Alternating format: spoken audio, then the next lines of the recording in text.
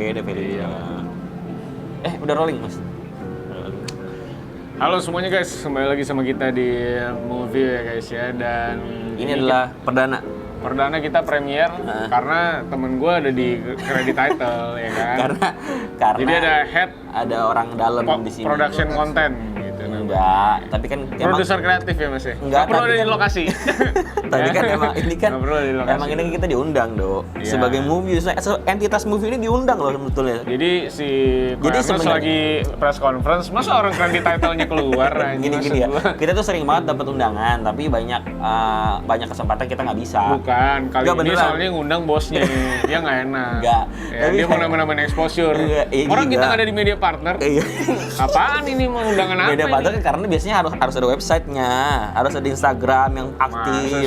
Kita kan Instagram nggak aktif, YouTube doang. Bisa media partner. Nggak ada, makanya nggak layak sebagai media partner gitu loh. Karena saja. Tapi hari ini udah pasti nggak netral, ya. Karena si Manuel kan dibayar, ya kan. Tadi dia udah ngomong gue di WC. Apa? Ntar bagus-bagusin nih. Nggak ada. Tapi emang beneran kita sering banget dapat undangan premier. Tapi kita nggak bisa dateng. Either antara gue yang nggak bisa dateng atau nggak dia nggak bisa dateng. Kebetulan kali ini kita sempetin nih. Gue kan juga kerja, jadi sekalian dateng. Dia juga gue juga menahan meeting ya kan. Demi harusnya Andy Lauren. Demi film Andy Lauren. Jadi kita ada di premier film Jatuh Cinta seperti di film-film. Premier film Jatuh Cinta seperti di film-film. Ya, ini adalah film dari Andy Lauren. Film kedua ya, dari dia yang layar lebar. Yang pertama itu Keluarga Cemara. Lu Keluarga Cemara nonton? Nonton. Sedih? Lu nangis tuh? Agak lah. Oh, agak. Agak tuh broken home gitu. Agak tuh cuma kiri doang ya. kayak itu ya. Karena itu sentimental, ya kan? Kalau yang kanan beda ya. Kalau kanan ketawa. Oh iya. Jadi ini filmnya bercerita tentang seorang penulis yang ingin membuat film berdasarkan berdasarkan kisah cintanya. Iya, tapi skripnya berprogres dengan kisah cintanya gitu. Iya, jadi bukan dia jatuh cinta dulu baru bikin skrip, tapi sembari gitu loh. Jatuh cinta sembari bikin film, bikin skrip jadinya. Habis itu dia mencoba untuk nge-propose ke produser, dan ini adalah cerita dari dia awal nge-propose sampai dia selesai bikin skripnya, Gitu. Gimana menurut lo? Menurut gue sih ini sebuah cerita yang bagus lah, menurut gue seru buat ditonton ya. Cuman memang menurut gue akhirnya karena dia pakai konsep sequence 1 sampai 8, rasanya tuh jadi dragging buat gue pribadi ya. Apalagi di sequence yang keempat ya, itu gue tidur ya, udah ngantuk, nggak dibayar juga masih Ernest, logo gue nggak masuk juga. Terus gue harus syuting ya kan, terus gue harus nonton sequence 4. Jadi gue ngantuk, ya kan? Padahal katanya klimaks ya. Tapi gue nggak klimaks, gue ngantuk ya di klimaksnya sebetulnya ya. Ada, tapi benar-benar di ujung banget. Di ujung sequence 4. Iya, jadinya kita keburu kayak agak capek sih. Benar, udah capek. Dan itu durasi filmnya lumayan lama. Lumayan lama. Sebetulnya ada 2 titik yang sebenarnya gue agak ngeh ya di film ini. Agak panjang, yaitu adalah bagian pertama yang dia ketemu supermarket.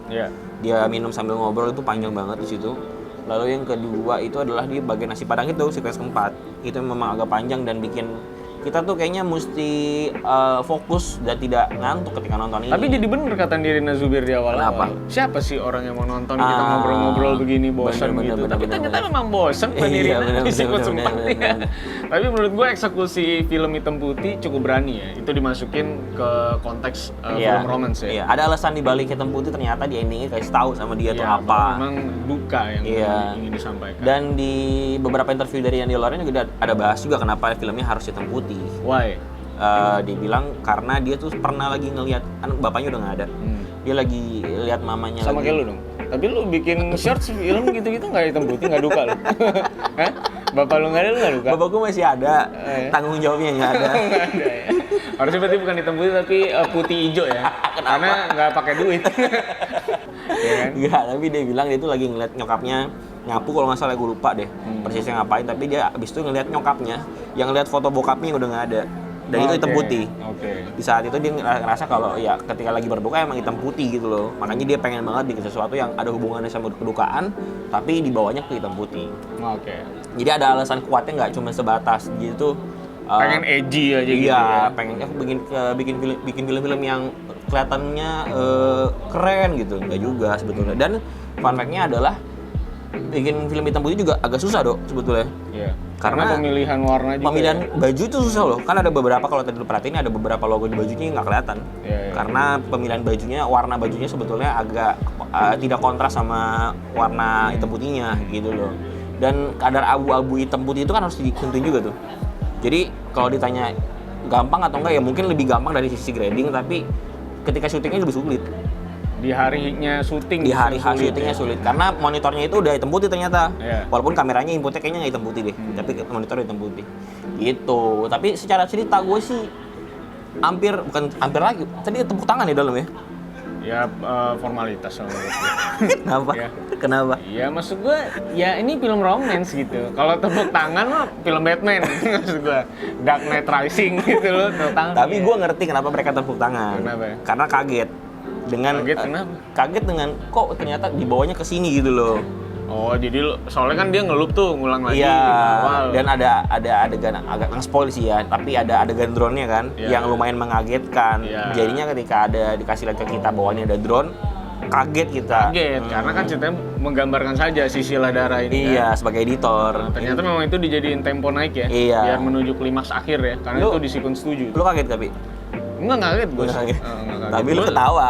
Ketawa. Lu puas ketawanya. Tapi kalau drone, bagusan drone di Seudino. Nah. Itu dia bagus. Emang Follow. ada ya? Ada, nggak ngikutin. Oh iya ada. Pas masuk kampung kan selalu drone, ya kan? Iya benar. Walaupun CGI itu ya.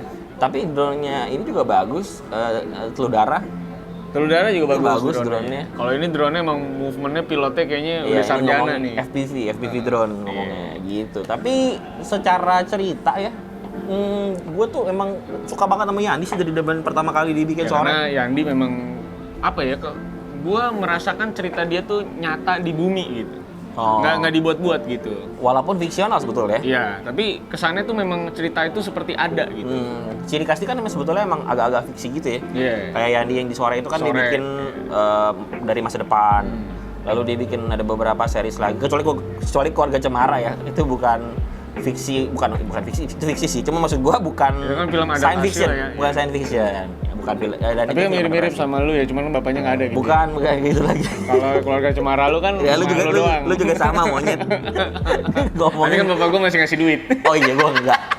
Kalau bapak gua lebih ke minta duit. Jadi emang kalau secara karakter juga semuanya bagus ya, on point semua ya. Iya. Nirina Zubir bagus banget ya, actingnya di sini luar biasa sama Agus Ringo. Tapi emang kayaknya chemistry emang udah dapet dia berdua. Iya. Karena di Keluarga Cemara kan juga udah berkeluarga dia di sana. Dan ada beberapa Easter egg sebetulnya dok. Kalau misalkan inget ya, kan si Nirina datang tuh. Nirina datang ke rumahnya si Bagus. Terus kasih lihat jendela-jendelanya kan. Itu masih sequence 5 apa 4 gitu gue lupa. M5 itu berarti. Terus kasih lihat tuh di jendela tuh sequence 7 motor galon. Padahal belum kejadian tuh waktu itu tuh. Tapi udah dibocorin motor galon di situ. Menurut gua kayak pinter sih. Karena di sini emang perlu fokus ke semua titik sih, karena ada plotting yang kadang menggelitik aja sih sebenarnya. Ya. Mungkin karena hitam putih juga, jadi kita lebih fokus ke semua yang ada di situ ya. Karena nggak berwarna-warna gitu kan, jadi ada posternya juga sore itu kelihatan di situ jelas banget. Film sore, filmnya Yandi juga. Ini pemilihan karakternya sih luar biasa sih buat gua. Alex Sabat juga gokil ya. Emang sutradara bajingan gitu kelihatannya tuh. Maksud gua kayak emang kapitalis aja gitu. Kenapa? Apa kayak kisah jatuh cinta di film-film horor bagus. Produsernya maksud gua. Iya, produsernya Alex Sabat sih sinting menurut gua ya. Komedinya jadi situasional banget dari sini ya. Komedinya tuh nyata gitu. Mungkin bagi orang-orang film jadi relate banget kan. Karena itu kayaknya beneran kejadian gitu. Itu yang gua takutin. Kita kan nonton sama media ya. Media itu kan mungkin ngerti sama hal itu ya. Tapi kalau orang awam tuh apakah lucu dan ketawa sama hal tersebut ya? Karena memang komedinya tuh komedi ironi gitu. Itu yang terjadi di industri film gitu. Apa-apa harus horor gitu. Iya benar. Dan menurut gua sutradara baru yang dimention juga lagi kenyataan, lagi kejadian juga kan. Kayak Regas juga datang. Benedion juga kan salah satu sutradara baru ya maksud gue ya. Iya. Dan itu dimention juga kali ini dengan si Bagusnya jadi sutradara.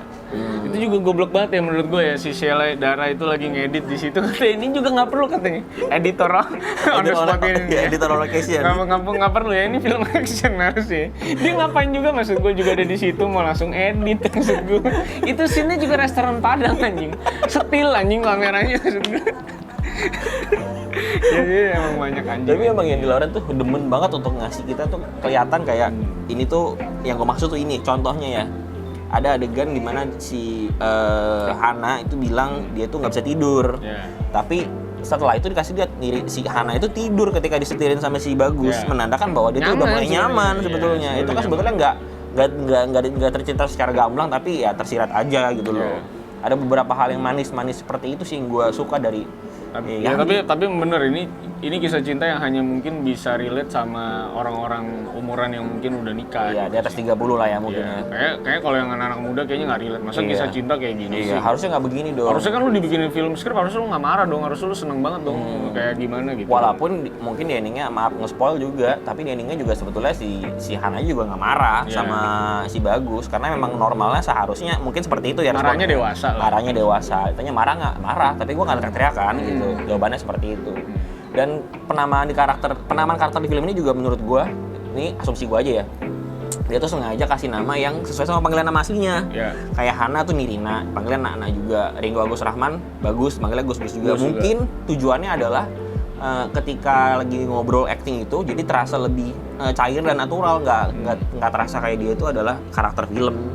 Sila Dara kan Sil juga kan panggilnya. Itu Dion juga Dion di sini. Cuman Payoram doang nggak paling beda. Payoram doang. Karena memang dia ya bastard menurut gua. Ya Dion kenapa tadi lu? Ya Dionnya juga bego banget di sini kan, kocak juga ya. Lucu maksudnya banget ngelihat Dion dengan persona yang agak sedikit berbeda ya. Iya, karena itu emang Koko kocok banget sih emang. Iya, karena di CTS kan serius dia kan. Di CTS 2 kan enggak. Oh, di CTS 2 udah enggak ya? Iya, nggak dia nonton udah. Soalnya gua. Lu nggak nonton? Itu layak ditonton sih itu. Gua nonton seriesnya yang nih ya, lu kan nonton Gadis Kretek, itu kan Lucky Bini tuh yang ngedirect. Lu kan ngerasa perubahan yang sama Cek Toko Sebelah 1 sama Cek Toko Sebelah 2 ketika lu nonton Cek Toko Sebelah 2. Karena didirect sama cewek cowok juga.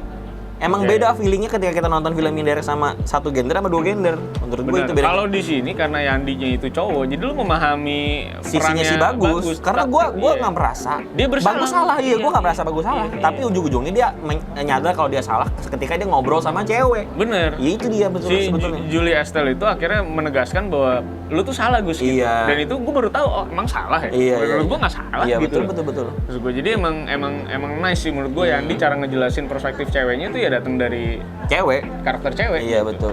Bukan dari penceritaannya gitu. Mungkin juga dia kan sempat berkonsultasi, jadi sempat berdiskusi sama produsernya Mbak Mita kalau nggak salah. Mungkin dia dapat masukan juga. Harusnya kalau cewek itu nggak begini, kalau cowok tuh begini. Mungkin ya. Jadi menurut gua tetap adil, dari sisi ceweknya ada ceritanya, sisi cowok juga ada ceritanya. Jadi ya it's nice thing to watch lah menurut gue. Ini film romance yang oke lah buat lu pada yang mungkin udah mature ya. Cuman kalau masih muda rasanya ini bakal jadi film cinta yang agak ngebosenin nih. Karena sparksnya nggak ada, maksud gue. Nggak ada sparks cinta-cintaan. Filmnya full dialog banget. Ya ini emang romance mature banget lah. Karena full semuanya lebih ke dialog tuh. Dialognya yang penting memang. Iya betul. Sama kayak Oppenheimer kali ya. Temen ini versi lebih lightnya aja ya. Karena emang agak pegel gitu ngikutinnya di sequence tengah gitu ya. Jadi memang minusnya buat gue sih memang agak dragging aja sih. Buat gue durasi untuk film romance kayaknya ini terlalu panjang ya. Masih bisa dipotong lagi. Iya. Kalau Oppenheimer jelas karena lu butuh perspektif banyak banget orang gitu ya. Atau Tenet gitu misalnya. Kalau yang ini salah lagi tuh. Tenet. Mesti ngelempar tipis-tipis emang. Kalau terlalu serius kita. Enggak, Seudino tuh menurut gua udah nice banget menurut gua. Ya, kalau yang film bagus ya udahlah kita bener aja guys. Tapi intinya mah minusnya buat gua di ngedragging di sequence 4 sama sequence 5 doang. Buat gua itu yang paling ngedrag buat gue. Karena ngantuk banget cuy. Itu adalah 30 menit terngantuk yang tadi gua tonton di film ini. Jadi kalau 30 menit itu dipotong sebenarnya langsung aja ke pusat konflik gitu. Karena gue sebetulnya ketika nonton tuh gue agak takut ngeliat ke arah dia, karena dia itu kan sebetulnya agak picky dalam film ya, apalagi layar lebar ya. Gue ngeliatnya ketawa itu cuma gara-gara biar dia aja. Biar dia ketawa di bioskop apa? Goblok. Ya gue lebih ketawa dengan trailernya ini sih apa? Agak lain. Nah, itu Oki Rengga openingnya juga udah anjing menurut gue. Gue juga udah agak puas. Ya jadi kalau di film kali ini paling lucu adalah Oki Rengga sebenarnya. Karena kebetulan ada trailernya dulu dari Imaginary ya. Jadi Oki Rengga paling lucu. Tapi ini film lucu ya, tetap ngasih light komedi kecil ya. Iya. Gue suka banget Ernest kali ini tidak memasukkan unsur stand up comedian di sini. Gue proud dengan itu karena gue bergelut sama sama si Manuel tuh dari Malang ke Surabaya ya. Terbalik, Surabaya ke Malang. Surabaya ke Malang karena ngomongin masalah kenapa sih? Karena harus stand up comedian dulu. Kenapa stand up comedian diperlukan dalam sebuah film komedi? Itu pertanyaan dia. Jadi gue mencoba untuk menjelaskan perspektif dari komedian gitu loh. Gue tapi sempet nonton agak melenceng dikit ya. Gue tuh sempet nonton interviewnya Dian Sastro sama Wardoyo. Goblok lu. Dian Sastro sama Wardoyo. Dian Sastro sama Magnatos, ya kan sama si Yes Lawrence. Akhirnya Dian Sastro tuh ngomongin tuh proses sengeri apa yang dia lakukan untuk bisa masuk sampai ke karakternya si Gadis Kretek Jogja ini. Jadi dia diajarin si Idrus itu bapaknya kan untuk bikin pintu lah untuk menuju ke karakternya gitu. Nah mungkin akhirnya kita tahu tuh dengan pembahasan kita pas kita makan ikan itu tuh ngomongin kenapa misalnya ada sutradara yang mungkin nggak suka banget sama stand up comedy dan segala macem karena ternyata emang proses sekolah acting yang bertahun-tahun. Makanya Dian Sastro ngomong, lu kok bisa, nanya, kok lu bisa acting sampai segininya? Gimana caranya? Ya 23 tahun gue berkarir katanya. Makanya dia kesel ketika nggak tahu anaknya siapa. Tiba-tiba dapat film-film box office. Dia Ricis tiba-tiba main film gitu. Nggak, kalau itu memang apa? Emang sudah ada pintunya dia. Iya. Pintu exit dia. Pintu jangan masuk lagi. Iya kan? Di target tuh emang sebenarnya harusnya film target jadi film target. Target itu isinya adalah orang-orang yang jangan lagi. Kenapa jadi ke target? Ya. Tapi emang iya sih. Tolong itu target parah sih. Bini gua mau keluar loh itu. Kalau gua pasti langsung keluar kalau gua. Itu bini gua maksudnya kan dia tuh nggak pikir masalah film. Iya, karena si Phyllis pacar Manuel tuh dia nonton film jelek apapun kuat. Iya, tiba-tiba dia itu, aduh aku mau keluar deh kayaknya ini. Berarti udah jelek banget ya kan. Kacau aja tuh film. Tapi buat gue film ini lagi, ya, Jatuh Cinta. Seperti film ini adalah komposisi pemain atau cast yang luar biasa menurut gue. Emang Sheila Dara tuh kalau jadi supporting actress tuh gokil cuy dia cuy. Jadi main karakter oke, jadi supporting actress oke banget. Bener. Gue emang lagi mengidolakan dia aja sih sepertinya. Cantik ya karena ya. Cantik banget ya. Bahkan buat gue Julia Estelle yang cantik banget itu. Kalah cantik buat gue sekarang sama Sheila Dara. Iya. Ya agak subjektif. Gue setuju tapi. Di frame kali ini entah kenapa Julia Estelle tidak semegah biasanya. Iya, gue juga nggak paham kenapa sih. Karena Sheila Dara lebih menarik perhatian ya di film ini. Walaupun cuma dengan rambut pendek berwarna biru, tapi warna birunya nggak kelihatan di film ini. Tapi dialog-dialog tololnya. Maksud gue orang lagi main, dia buat ngedit. Maksud gue. Jangan ngelambu lah, jangan. Lagi penting. Kalau patah pasti dimaafin. Iya bener aja ya. Buat gue film ini ratingnya karena ada draggingnya sedikit, gue kasih 8,5. Gue juga 8 lah, 8. Karena kalau 9 itu milik Gadis Kretek menurut gue. Kalau 10? 10 milik A+ dong. Karena dia sangat detail. Jadi malam pun dia nyalain lampu. Kalau Seudino tuh 1 menurut gua. Karena itu harus jadi pondasi perfilman horor di Indonesia. Oke, udahlah segitu aja. Udah kita mau bahasin apa lagi? Ya lu berapa skornya? Gue 8 tadi. Gue happy kok sama filmnya, happy banget. Iya, lalu digaji. Maksud gue lu kan dapat duit dari sini juga. Iya juga. Iya kan? Iya masih beririsan ya. Tadi kentang goreng gua yang beli ya adalah hasil produksi film ini. Enggak, itu hasil ini akses ini. Yang nggak ada seberapa itu. Terima kasih semua. Filmnya tayang 30 November 2024. 2024 malah lama. Udah lama juga tahun 2023. Jadi silakan langsung ditonton. Kalau kalian adalah orang-orang yang seumuran kita mungkin ya, yang sudah mengerti cinta-cinta perdewasaan ini. Apalagi Broken Home, cocok. Kenapa ke Broken Home sih? Karena udah keluarga hancur, kisah cinta hancur, enak deh nonton. Ya udah segitu aja. Sampai jumpa di video berikutnya. Ya, bye-bye guys.